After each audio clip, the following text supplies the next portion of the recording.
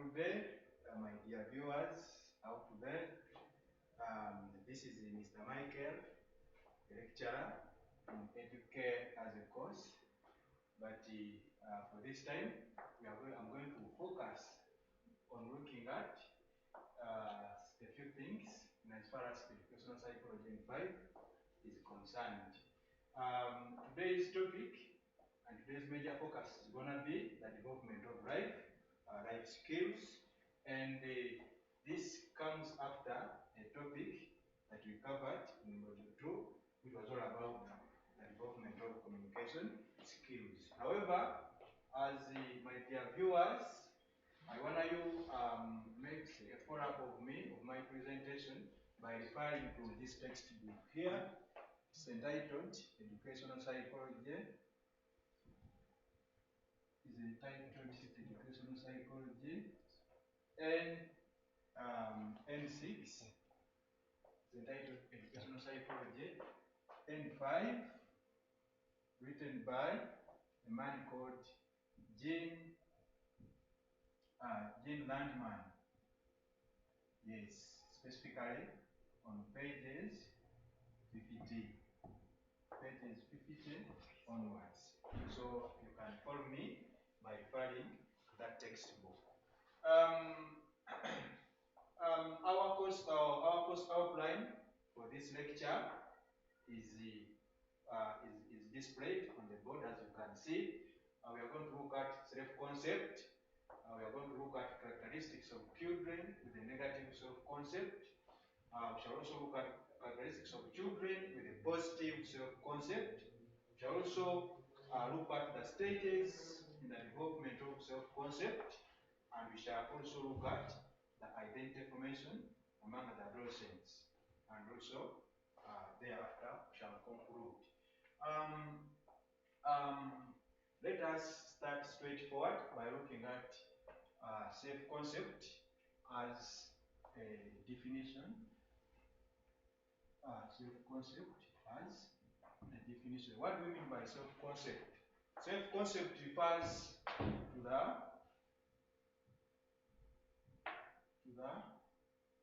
person's view or image of himself. That's what we mean by self-concept. Self-concept refers to the person's view or image of himself. What a person thinks and also believes in him or herself to be is what we call self-concept. Now, self-concept can be seen in two different ways or in two different angles. Self-concept is a little bit different, about, especially when you are referring to the adults and also on the other side of the children. So, self-concept among adults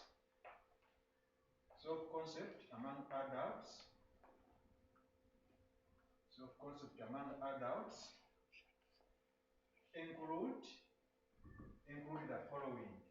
Self-concept among adults include the following. It includes the expansion of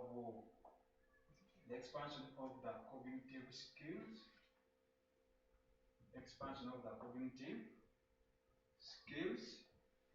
Among adults. Self-concept also includes the stabilization of emotions,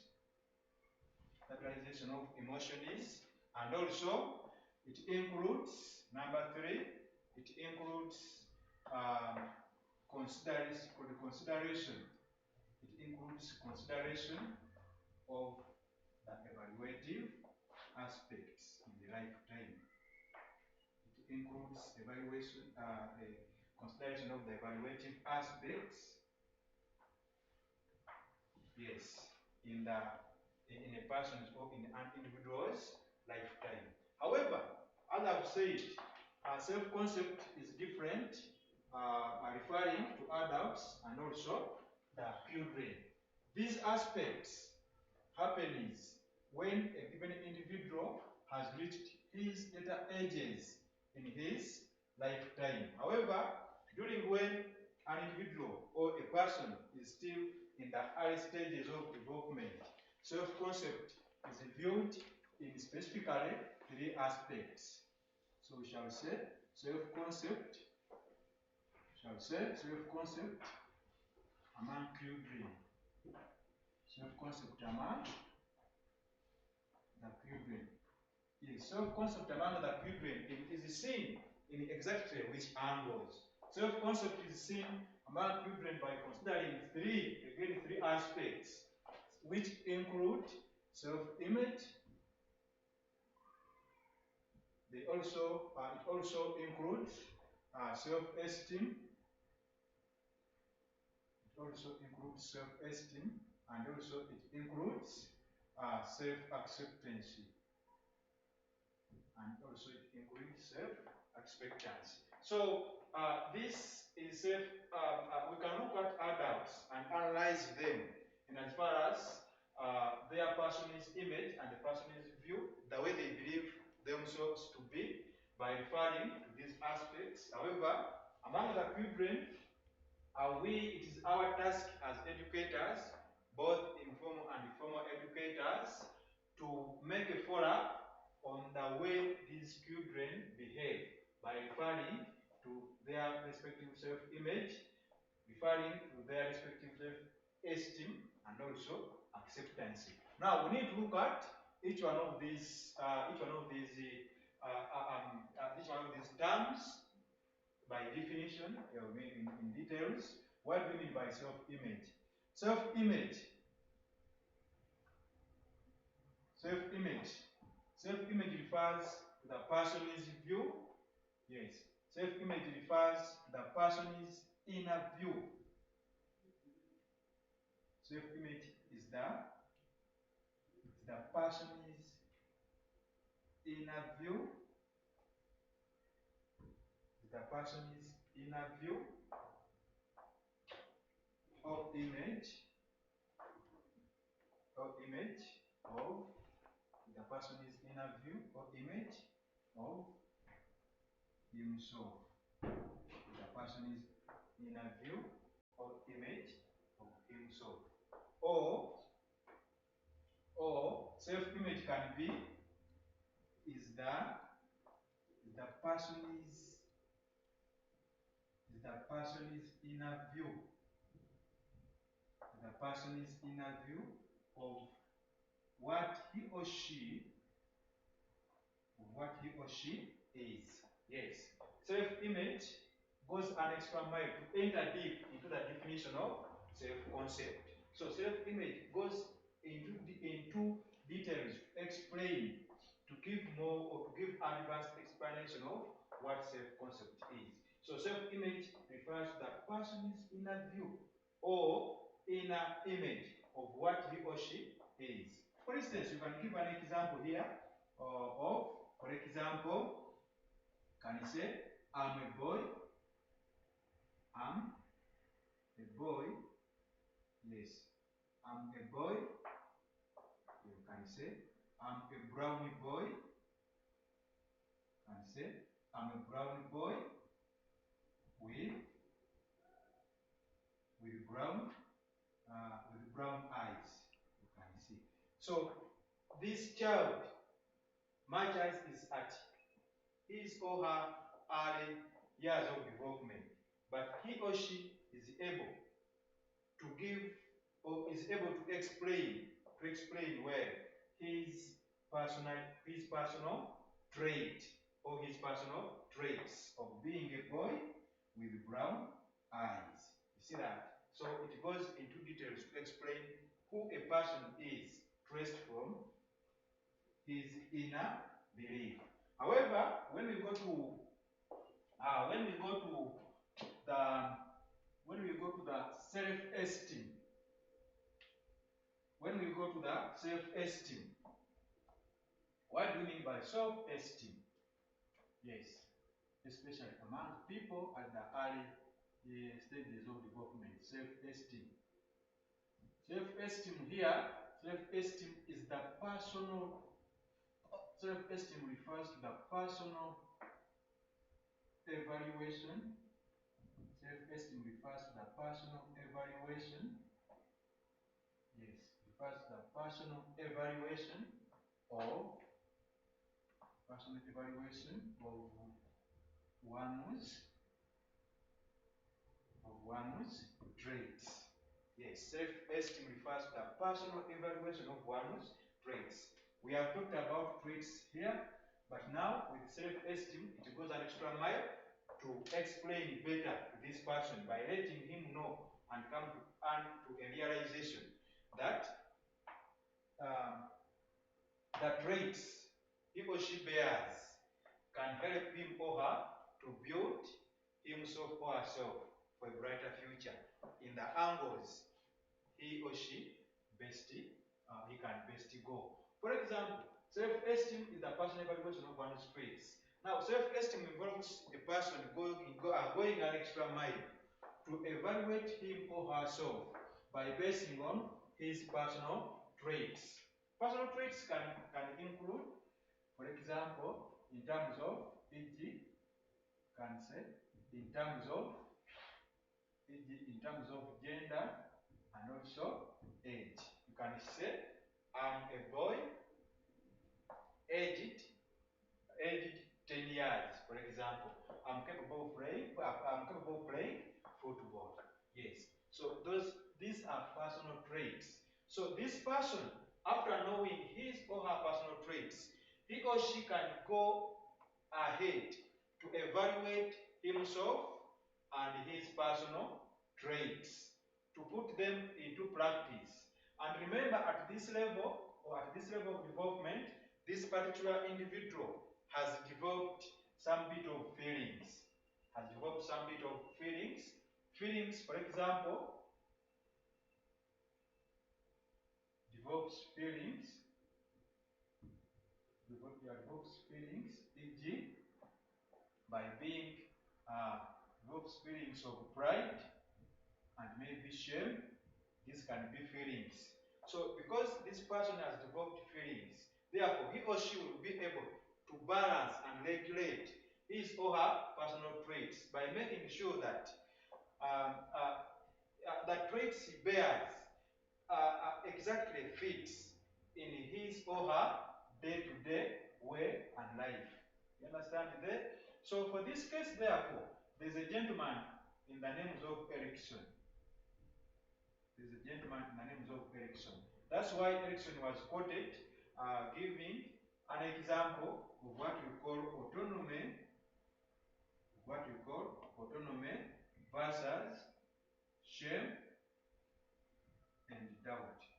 Yes, at this level, this particular individual will be seen at this level of believing in himself, but the belief in himself by coming to the realization of his or her personal traits will be equated into developing feelings, which feelings will be reflected into sometimes becoming shy and also developing doubt and also developing a sense of trust and also distrust, because someone is now sensitive and becomes so much curious and conscious of whichever step he or she goes through. Let us look at the characteristics. Very fast of. Let us look at the characteristics of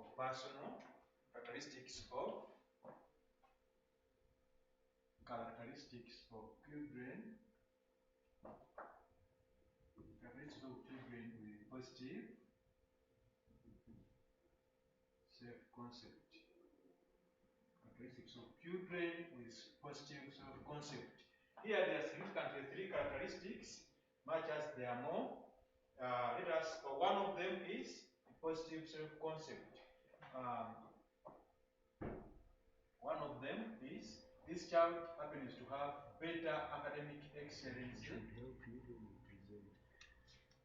Better academic excellence. That is one. Better social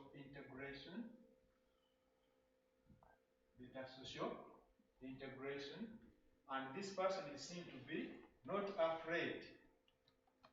Always, this person is seen to be not afraid of expressing his or her, not afraid of expressing his or her personal opinions. Personal opinions. In a given social group, he or she is found. Then, what about the characteristics of children? What about characteristics of children with a negative self-concept? These are the children who don't believe in themselves as being capable and as being capable of doing anything constructive in their lifetime. Yes, so they bear the following characteristics. One of them is such children are seen to be having high level of anxiety. One, high level of anxiety.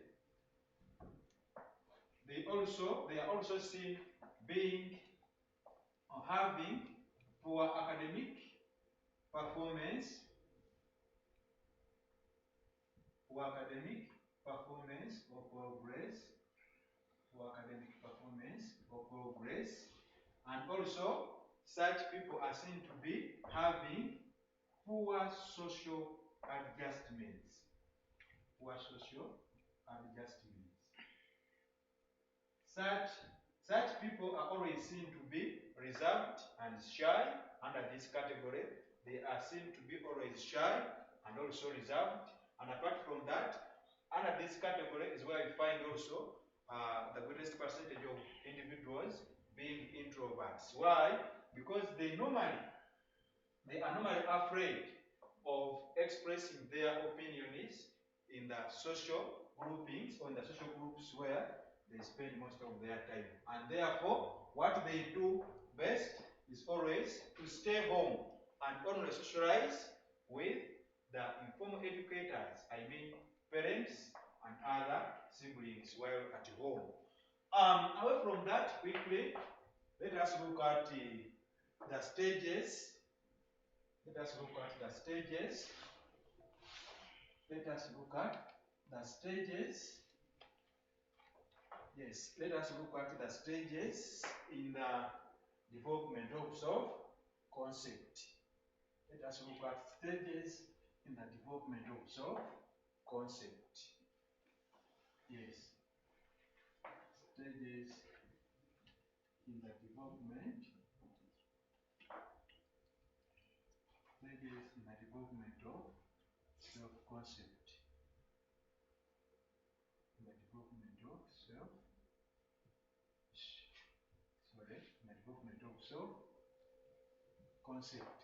There are significantly three stages, and it's very important to note that self-concept develops throughout throughout an individual's lifetime, and therefore there are significantly three stages through which an individual develops in terms of self-concept.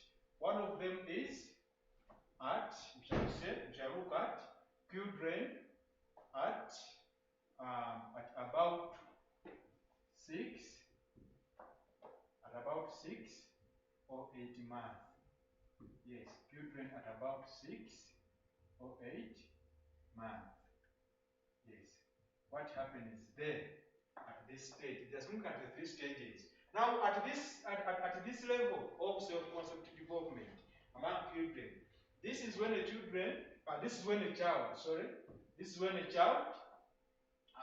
becomes aware of distinguishing. Yes, this is when a child becomes aware of distinguishing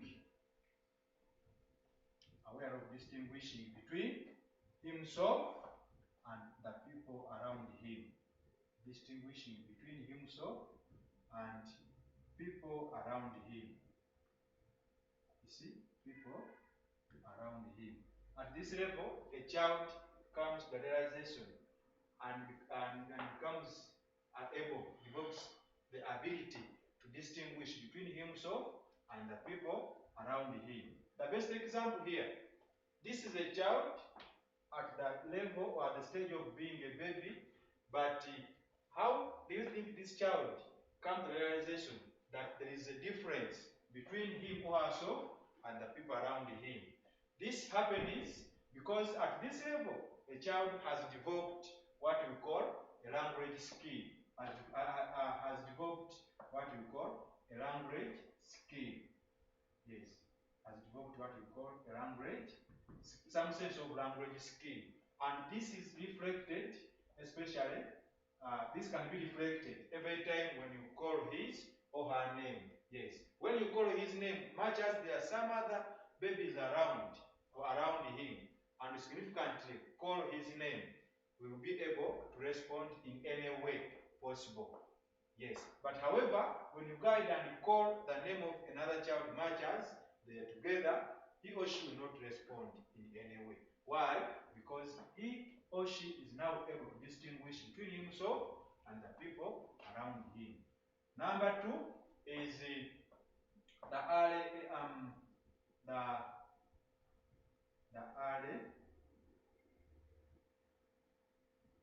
stage of development. Yes, sometimes this stage we call it infancy or infant stage. Yes, infant stage. This infant stage, this is a continuation of the foundations. This stage is the continuation of the foundations that have been or that has been laid down during this early what? This early stage of development among these children. And for this case, therefore, what happens here among these children? What happens is that this child becomes aware of his personal trait. His personal trait or traits. At this stage, this child is aware of telling his or her personal traits. For instance, in the form of gender, I talked about this, in the form of age, and so many others. And this person and this child at this stage is able of evaluating his trait or his traits by referring to the feelings that he or she is able to realize in the form of, for instance, shame, doubt, trust, distrust, mentioned but a few at this level. That's why I mentioned the man, I mentioned the other name of a man that is called Erickson. When he came out to give a detailed description of these three terms of autonomy versus shame and there's doubt. Autonomy versus shame and also doubt. Now, away from that, let us look at stage number 3. We said there are significantly 3 stages in the lifetime of an individual during his different levels of development. So, for this case, stage number 3 is when we see a child or an individual at the later stages of development. At the later stages of development. An individual at the later stage of development. As we said, I started by informing you, my viewers out there, that self-concept among individuals is contrary, is contrary to that one which we see and which we always see among children. For this case, therefore, what happens at the later stages of development among these children, because they are now transforming from being children to adolescents and later to the adults. So at this stage, this is when we see the cognitive skills expanding. This is when we see the cognitive skills expanding. Is also this is when we see also the fine motor and the gross motor skills of children also growing at a high rate, and so many others. Because Particular individual is transforming from one state to another state, from one complex state to another stage. So he or she is fond of changing all his lifestyle. Let us look at bullet number 5, lastly, and this is what this is all about identity formation. This is all about identity formation. Let us get to know what do you mean by the term identity. You see, let us look at what we mean by the term identity. Identity in simple terms refers to the person's, by definition, identity refers to the person's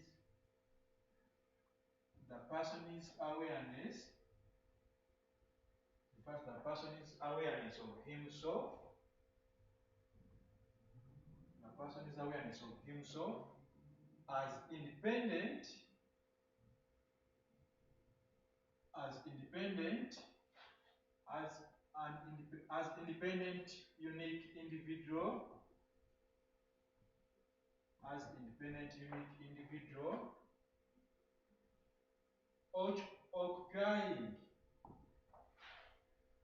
occupying a particular space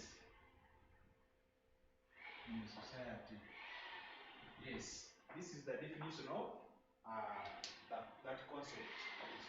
It's all about identity. Identity refers to the person's awareness of himself as independent, unique individual occupying a particular space in a society.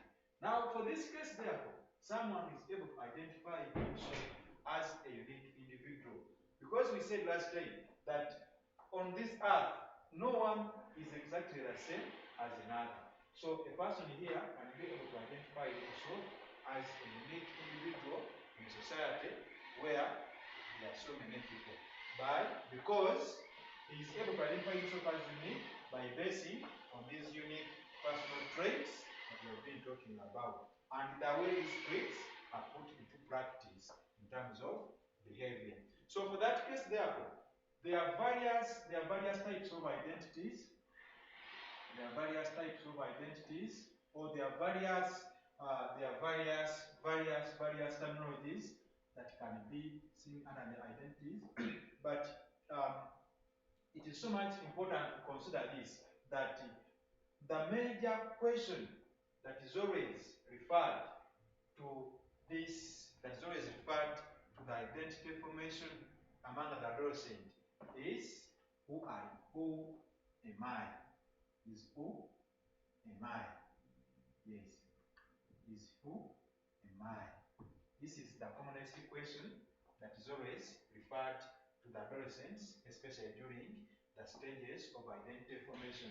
And after knowing that, during this stage of identity formation, this is where the greatest measure of identity formation and identity development is realized among these adolescents. And this is seen at this highest level of identity development among these adolescents is normally seen in various ways. It's seen in various ways. It's seen normally in, for example, the social changes. It's seen, for example, in the social changes. It's seen, for example, in the physical maturation. It's seen in the physical maturation. It's seen in the sexual changes. It's seen in the sexual changes, and it's also seen in terms of cognitive. And it's also seen in terms of cognitive changes. Yes, I repeat, at this level of identity formation among adolescents, this is where we normally see the greatest level of identity development taking place. And this greatest level of identity formation that takes place within these adolescents are determined in the following aspects. This is when you can see that so and so has reached this stage of identity. You understand there? Now, apart from this, as I'm concluding, there are various terminologies that can be asked to you, my learners and my viewers out there. I'm gonna leave you with a task. Let me leave you with this task of making research good enough. I gave you a point of reference where you can get this information, whereby I said go to the book entitled Educational Psychology N5 by a man called Gene Landman. So go and find out more about these technologies. It's what we call negative identity. Is what we call negative identity. Please find out more about it. Is what we call identity diffusion. Identity diffusion. Yes. Identity diffusion. There's what we call identity status. There's what we call identity status. And also there's what we call identity foreclosure. Identity for, yes, identity foreclosure. Then, and also give the various stages of, identity, give the various stages of identity formation among adults.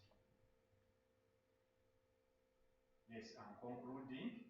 Give the identity stages of identity formation. These ones I can give them to you. One of them is identity achievement. Identity achievement is what you call identity moratorium. Is what you call identity moratorium. This is what you call identity diffusion. Identity diffusion. And also this is what you call identity foreclosure. Identity foreclosure. Now I'll leave you with a task of finding out more about how to go about explaining, to go with explanations on each and every one, because these are the 4 different and basic stages through which an adolescent goes during the different stages of identity formation. Briefly, with negative identity, this refers, or this is when an adolescent forms an identity that is contrary to the moral expectations of a given society where he or she lives. Identity diffusion, this is when an individual becomes indecisive. Yes, identity diffusion is when an individual becomes indecisive of himself and the roles he or she is supposed to play during his lifetime due to some factors. Yes. Then identity status. Identity status, this refers to the various ways through which identity crises can be resolved. This is what we call identity crisis. Identity crisis. An example of identity crisis is when we look at negative identity, whereby an individual behaves contrary to what is expected of him or her by the society in which he lives. And also, lastly, identity foreclosure.